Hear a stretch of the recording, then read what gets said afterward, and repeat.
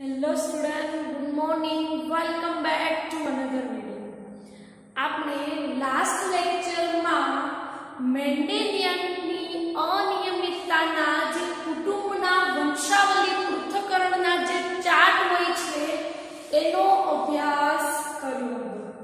Next આપણે એ જોવાનું છે કે જ્યાં મેન્ડેલિયનની અનિયમિતતાના જે રોગો છે જેવા કે રંગ અંધતા, हीमोफिलिया, सिकल सेल एनीमिया, फिनाइलकीटोनुरिया અને લાસ્ટમાં છે થેલેસેમિયા।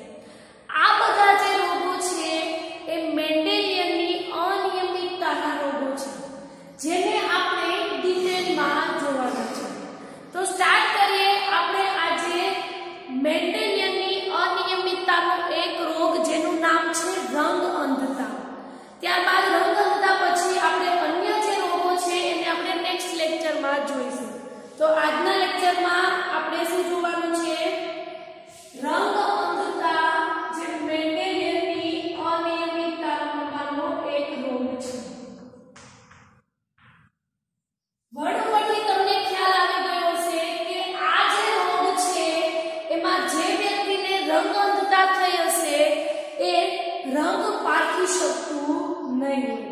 કેવી રીતે રંગ પારખી નથી શકતું એને આપણે પછી જોઈશું। એ પહેલા જણાવી દઉં કે આપણે મેન્ડેલિયનની અનિયમિતતાના કોઈ પણ રોગો ભણીએ પછી એ રંગ અંધતા હોય, હીમોફિલિયા હોય કે થેલેસેમિયા હોય, આપણે મેન્ડેલિયનની અનિયમિતતાના રોગો ભણીએ એમાં ફર્સ્ટ સેન્ટેન્સ આપણે એ લખવાનું છે કે આ જે રોગ છે એ દૈહિક પ્રભાવી એક્સ સંલગ્ન પ્રભાવીના જનીનની ખામીથી થતો રોગ છે કે પછી એક્સ સંલગ્ન પ્રચ્છન્ન કે પછી દૈહિક પ્રચ્છન્ન।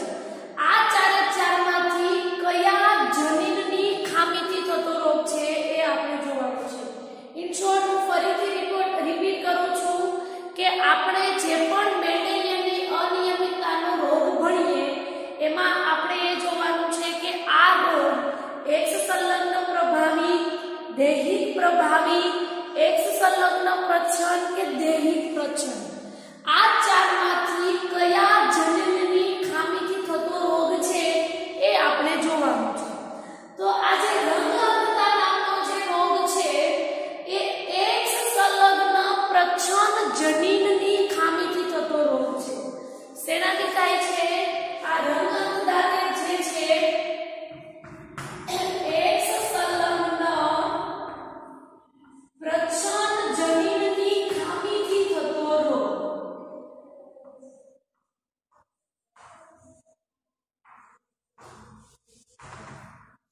હવે આપણી બુકમાં અહીંયા એક્સ સંલગ્નના બદલે અહીંયા લિંગ સંલગ્ન એવો વર્ડ યુઝ કર્યો છે। બંને વર્ડ આપણે યુઝ કરી શકીએ છીએ। એક્સ સંલગ્ન પણ કહી શકીએ, લિંગ સંલગ્ન પણ કહી શકીએ, બંને વર્ડ સિમિલર જ છે। તો આ જે રંગ અંધતા જે રોગ છે એ એક્સ સંલગ્ન પ્રચ્છન્ન જનીનની ખામીથી થતો રોગ છે। આ એમસીક્યુ માટે આપણે મેન્ડેલિયનની અનિયમિતતાના બધા રોગોનું આ ફર્સ્ટ જે સેન્ટેન્સ છે એ યાદ રાખવાનું જ છે। તો આપણે અહીંયા જોયું। હવે આપણે જોવાનું છે કે રંગ અંધતા કેવી રીતે થાય છે। કેવી રીતે થાય છે એ જાણવા માટે આપણે ધોરણ 11 માં જે આંખનો ટોપિક આવતો હતો, આંખની સંરચનાનો, એ યાદ કરવો પડશે। જેમાં જોયું હતું કે આપણી આંખની અંદર પ્રકાશગ્રાહી કોષો આવેલા હોય છે। શું આવેલું હોય છે? આપણી આંખમાં પ્રકાશગ્રાહી કોષો આવેલા હોય છે। અહીંયા લખે પ્રકાશગ્રાહી કોષો આવેલા હોય છે। અને આ પ્રકાશગ્રાહી જે કોષો છે એ બે પ્રકારના કોષો ધરાવે છે। જેમાં પહેલું છે દંડ કોષો અને બીજું છે શંકુ કોષો। કયા કયા બે? પહેલું દંડ કોષો અને બીજું છે શંકુ કોષો। શંકુ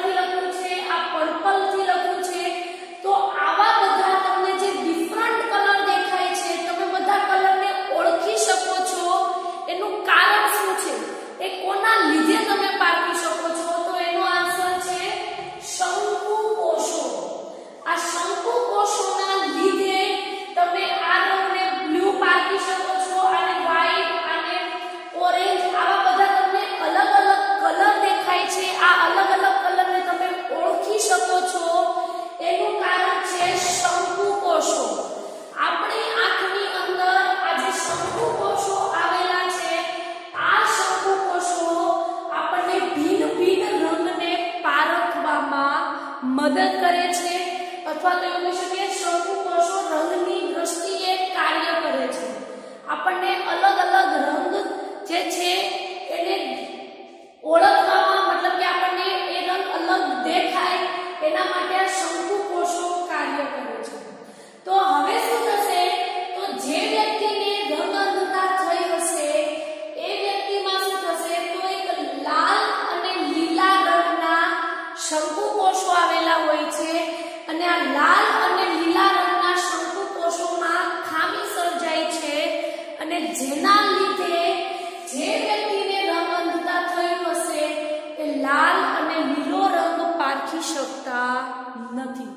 ફરીથી રિપીટ કરું છું કે જે વ્યક્તિ જે હશે એમાં જો લાલ અને લીલા રંગના જે શંકુ કોષો હોય છે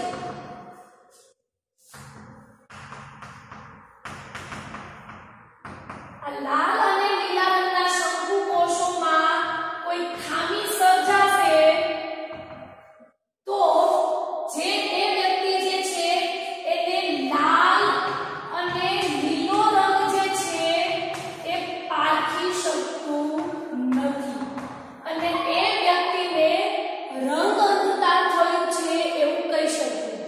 શું કામે? કારણ કે લાલ અને લીલા રંગ જે છે એને એ બંને રંગો સિમિલર દેખાતા હોય છે.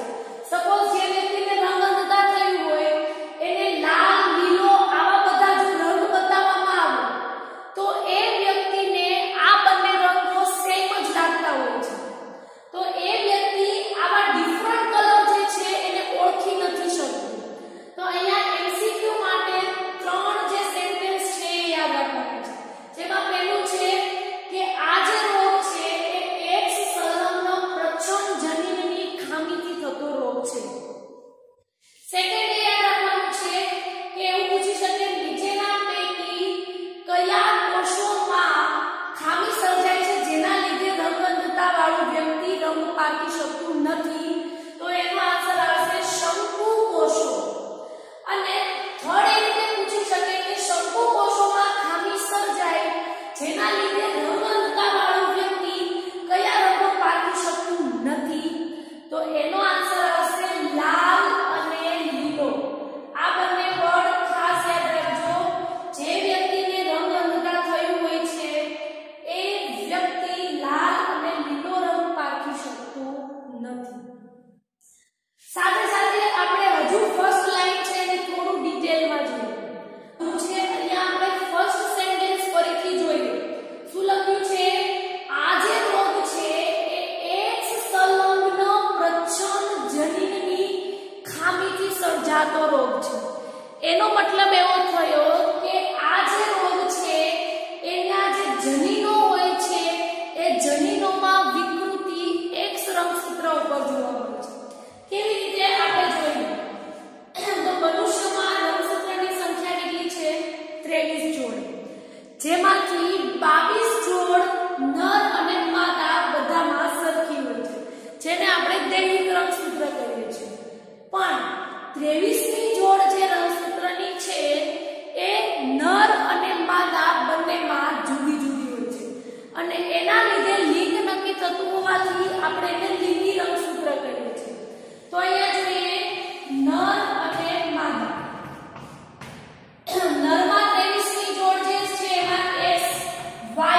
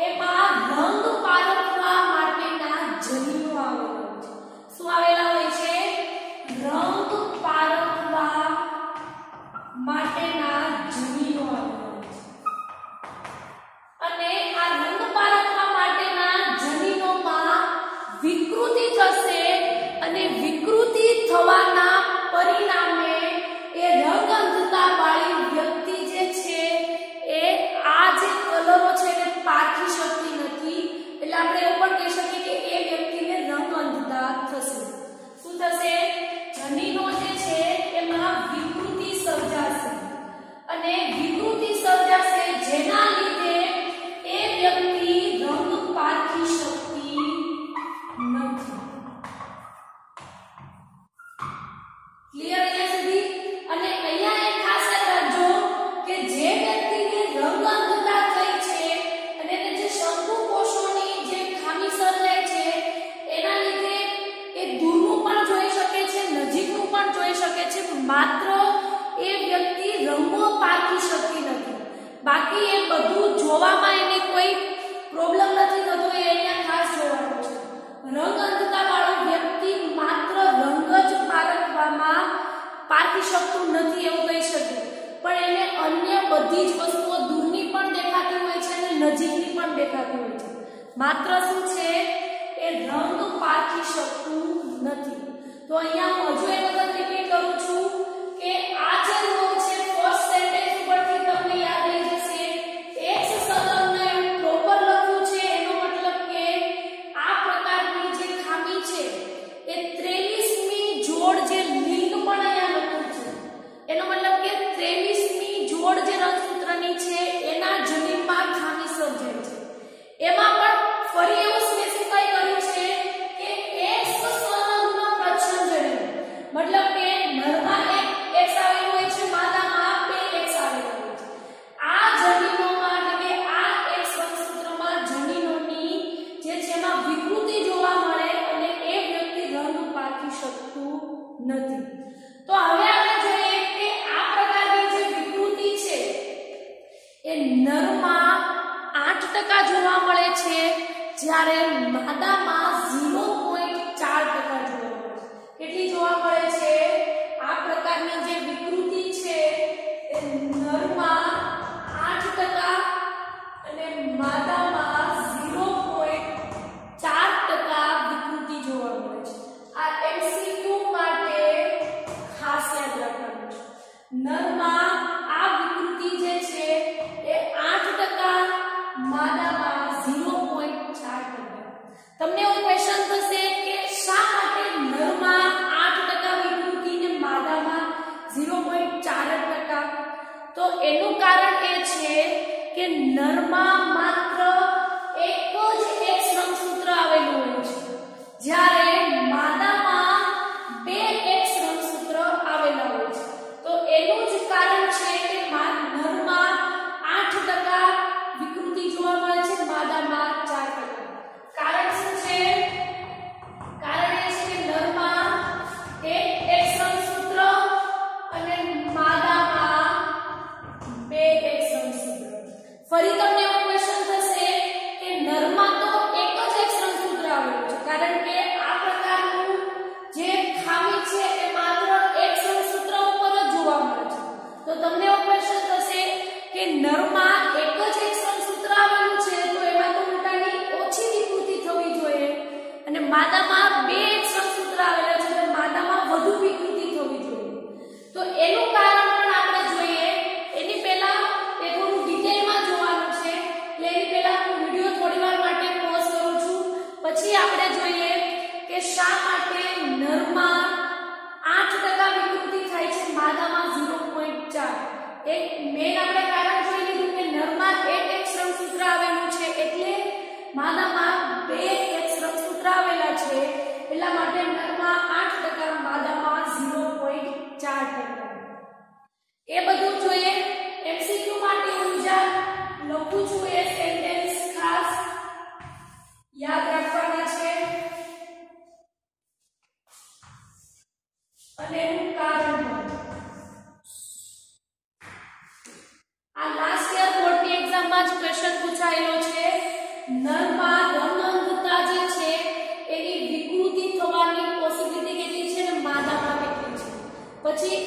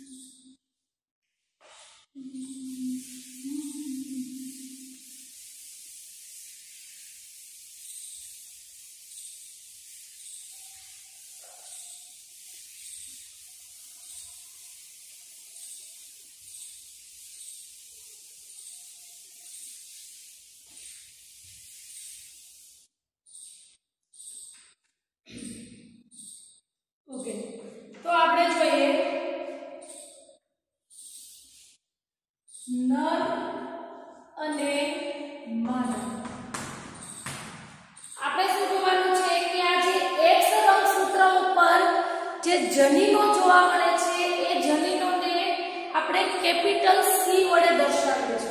અહીંયા એના ગુલાબો જોઈએ શું છે કે આ પ્રકારનો જે રોગ છે રંગ અંધતા, જે 23મી જોડમાં જે X રંગસૂત્ર આવેલું છે, આ X રંગસૂત્ર ઉપરના જે જનીનો એમાં આવેલા હોય છે, જનીનોમાં ખામી સર્જાય છે અને જેના લીધે આ જે રંગ અંધતા વાળો વ્યક્તિ રંગ પારખી શકતું નથી. તો હવે આ પ્રકારના જનીનો ક્યાં જોવા મળે છે? X રંગસૂત્ર ઉપર, અને એ જનીનો જે છે એને આપણે કેપિટલ સી વડે દર્શાવીએ છીએ. તો આપણે એને શેના વડે દર્શાવીએ છીએ? Capital C. આપણે જોઈએ નરમાં કયું રંગસૂત્ર હોય છે? XY. માદામાં કયું હોય છે? XX. જે નર અને જે માદા જે સામાન્ય હશે એને રંગ અંધતા નહીં હોય, તો એના માટે આપણે અહીંયા એની ઉપર કેપિટલ સી દર્શાવશું. Y રંગસૂત્ર ઉપર આપણે કંઈ દર્શાવવાનું જ નથી, કારણ કે આ પ્રકારનો રોગ માત્ર X રંગસૂત્ર ઉપર જ જોવા મળે છે, તો Y રંગસૂત્ર સાથે એને કોઈ લેવા દેવા નથી. તો આપણે Y રંગસૂત્રને એઝ ઇટ ઇઝ રાખવાનું છે, એના ઉપર કોઈ જનીનો બતાવવાના નથી. હવે આ થયું સામાન્ય નર. માદા પણ જો સામાન્ય હશે અને એને કોઈ રંગ અંધતા નહીં હોય, તો એને પણ કેપિટલ સી. આ થયું સામાન્ય નર અને સામાન્ય માદા. નેક્સ્ટ હવે શું થશે? તો હવે માદા જે હોય છે એમાં તો બે જ રંગસૂત્ર XX. એમાં પણ હવે જો એક જનીન જે છે એ કેપિટલ સી અને બીજું જે જનીન છે એ સ્મોલ સી હોય. અહીંયા હું એક વાક્ય કહેતા ભૂલી ગઈ કે જો સામાન્ય વ્યક્તિ હશે તો એમાં કેપિટલ જોવા મળશે, અને જો જનીનોમાં વિકૃતિ હશે તો એના માટે સિમ્બોલ છે સ્મોલ સી. જનીનમાં વિકૃતિ હશે તો એના માટે શું આવશે? Small C.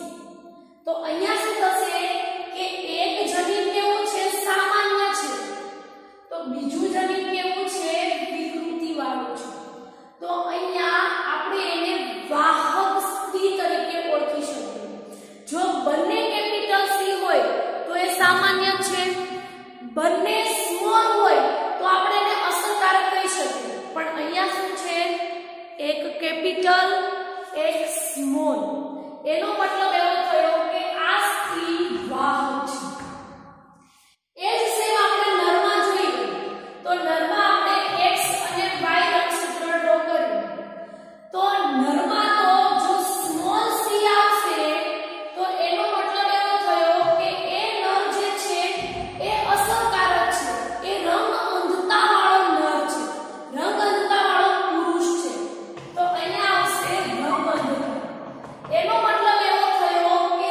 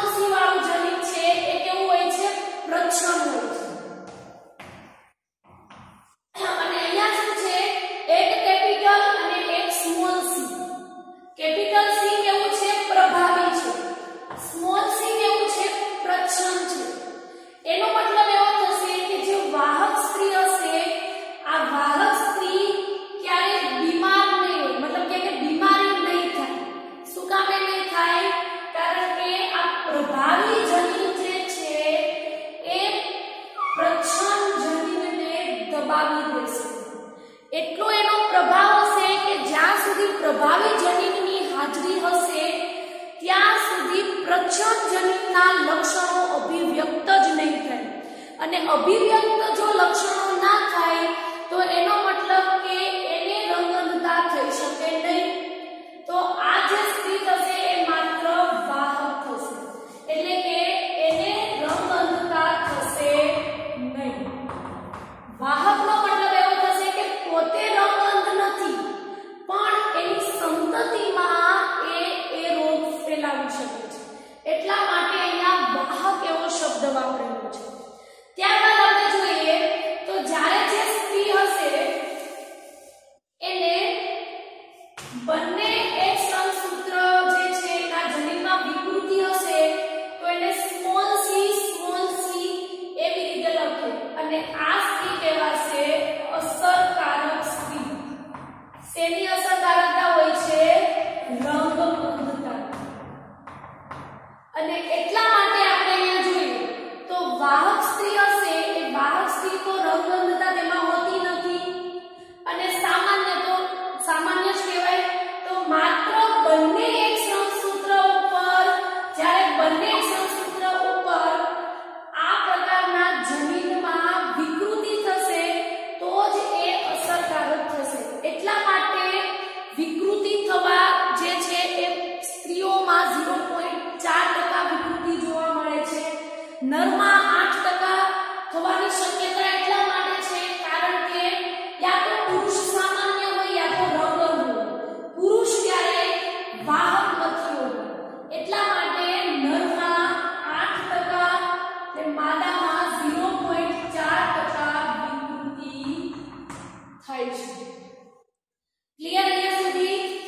અહીંયા એક ખાસ યાદ રાખવાનું છે કે વાહક જે સ્ત્રી હશે એમાં જે સામાન્ય પ્રકારનું જનીન કેપિટલ વાળું જે જનીન છે એ કેવું હોય છે? પ્રભાવી હોય છે. સ્મોલ સી પ્રકારનું જનીન પ્રચ્છન્ન હોય છે. જ્યાં સુધી પ્રભાવી જનીન હાજર હશે ત્યાં સુધી એ પ્રચ્છન્નને દબાવી દેશે, એને અભિવ્યક્ત નહીં થવા દે. પણ બંને સ્મોલ સી મતલબ કે બંને પ્રચ્છન્ન જનીન જ્યારે હાજર હશે ત્યારે એને એના ઉપર કોઈ એવું પ્રભાવી જનીન છે જ નહીં કે એને કોઈ દબાવી શકે. તો એટલા માટે જ્યારે બંને સ્મોલ સી જનીન હશે ત્યારે એ સ્ત્રીને અસરકારકતા થશે અને રંગઅંધતા જોવા મળશે. આ જે છે એ થોડી વાર પોઝ કરું છું, પછી આપણે હજુ રંગઅંધતામાં થોડું જોવાનું બાકી છે એ ડિટેલમાં જોઈએ.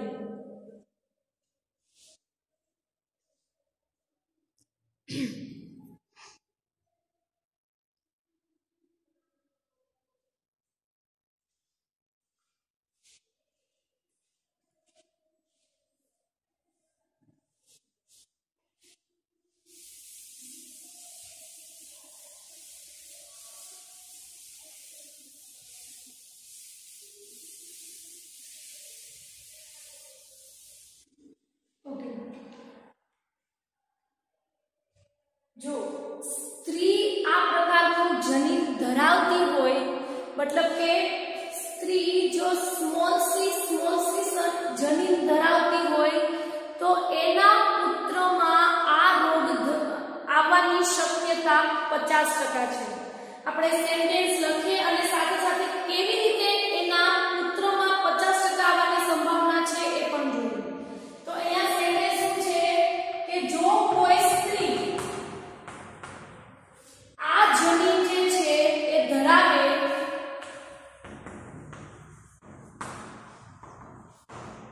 તો તેના પુત્રમાં આ રોગ આવવાની સંભાવના 50% છે. કેવી રીતે?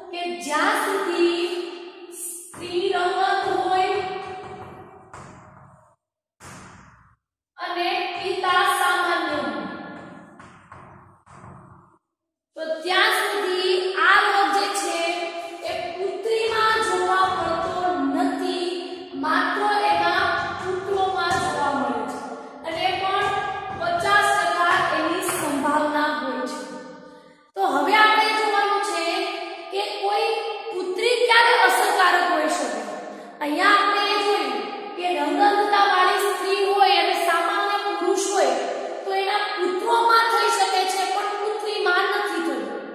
તો આપણે એ જોવાનું છે કે એ પુત્રીમાં આ રંગઅંધતા ક્યારે આવી શકે છે. તો આપણે એ પણ જોઈએ. એ પહેલા તમે આ જે છે એ ડ્રો કરી લો, પછી આપણે જોઈએ.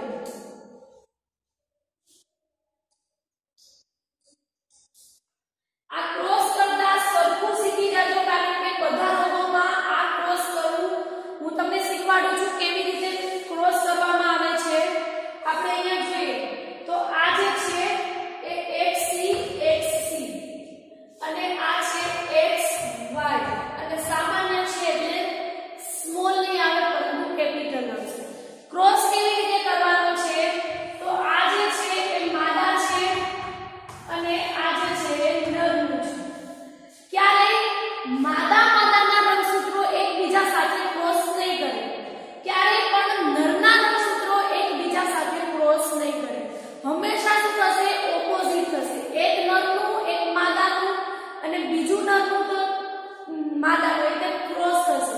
તો આપણે અહીંયા પહેલું જોયું. તો પહેલું શું છે? XC છે. તો એનો ક્રોસ અહીંયા પહેલા સાથે થશે. પહેલા શું થશે? માદાનું પહેલું રંગસૂત્ર અને નરનું પહેલું રંગસૂત્ર. તો XC XC. સેકન્ડ શું થશે? પહેલું રંગસૂત્ર માદાનું અને છેલ્લું રંગસૂત્ર નરનું. કારણ કે આપણે નરના બંને રંગસૂત્ર સાથે પહેલા રંગસૂત્રને સરખાવવાના છે.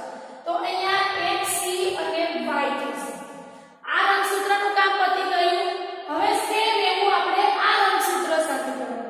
આ રંગસૂત્રને આની સાથે ક્રોસ કરાવીએ તો XC XC. આ જ રંગસૂત્ર પાછું બીજા જોડે તો XC અને Y. આવી રીતે ક્રોસ કરવામાં આવે છે. ખાસ યાદ રાખજો, ક્યારે સ્ત્રીઓના જે રંગસૂત્ર હોય છે એકબીજા સાથે ક્રોસ ના થાય, નરના જે રંગસૂત્ર હોય એકબીજા સાથે ક્રોસ ના થાય. હંમેશા નર અને માદા બંનેના જે રંગસૂત્રો હશે એ ક્રોસ થશે. ક્લિયર અહીંયા સુધી?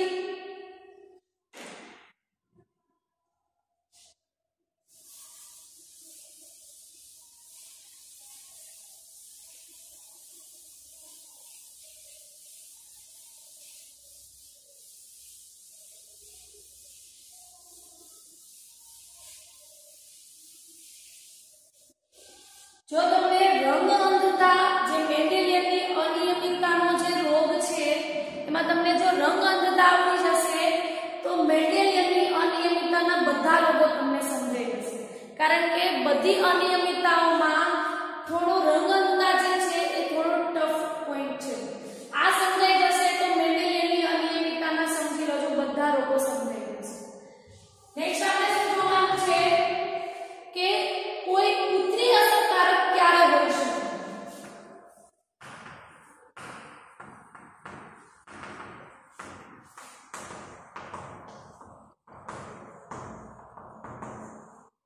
પુત્રી અસરકારક ત્યારે હોઈ શકે કે જ્યારે એની માતા જે છે એ વાહક હોય અને એના પિતા રંગઅંધ હોય.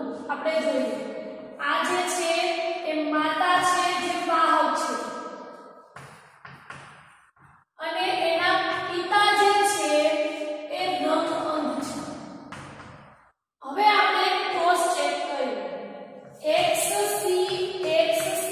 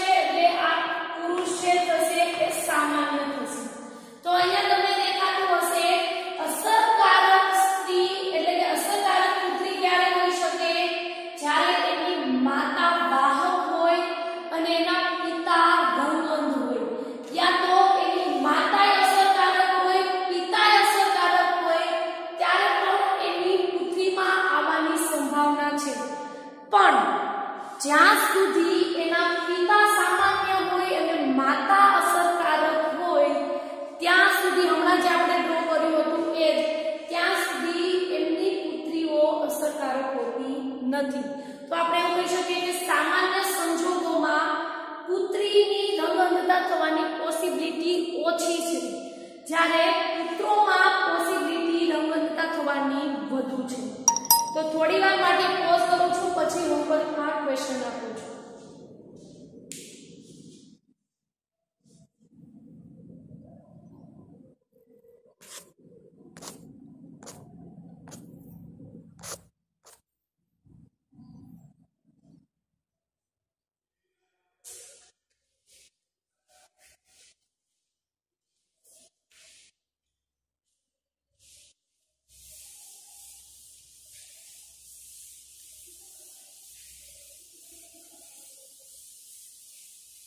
ઓકે, એક્ઝામમાં